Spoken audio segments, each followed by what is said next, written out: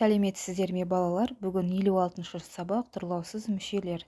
Біз ең алдымен 21-ші тапсырманы орындайтын боламыз, яғни мәтін бойынша сұрақтарға жауап береміз.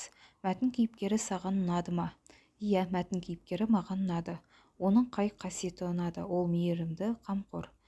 Келесі сұрағымыз бұл жерде Хакімжан ағаны мүсін өнерін хас шебер деп неліктен айтады? Өз ойымен бөліс.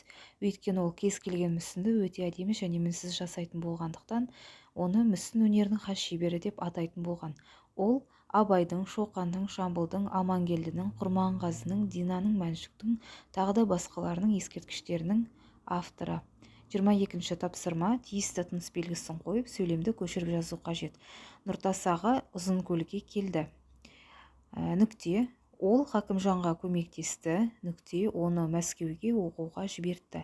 Қарамен берілген сөздерге сұрақ қою қажет. Ұзын қайда, Хакімжанға, кімге, Мәскеуге оқуға, қайда деген сұрақтар қойылады.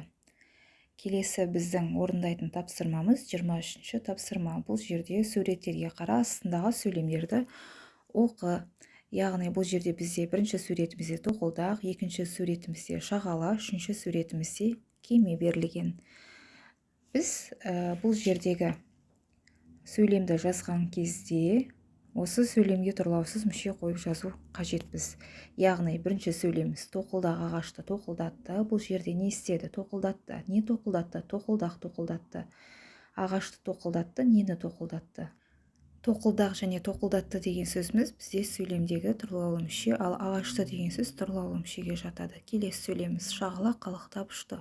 Ұшты, не істеді? Не ұшты? Шағала ұшты. Қалықтап ұшты. Қалай ұшты? Яғни бұл сөйлемдегі тұрлаулы мүше шағала және ұшты. Қалықтап деген сөзіміз бізде тұрлаусыз мүшеге жатады. Келесі сөйлеміміз кеме теңізде жүзеді. Жүзеді, не істейді? Не жүзеді? Кеме жүзеді, теңізде жүзеді. Қайда жүзеді?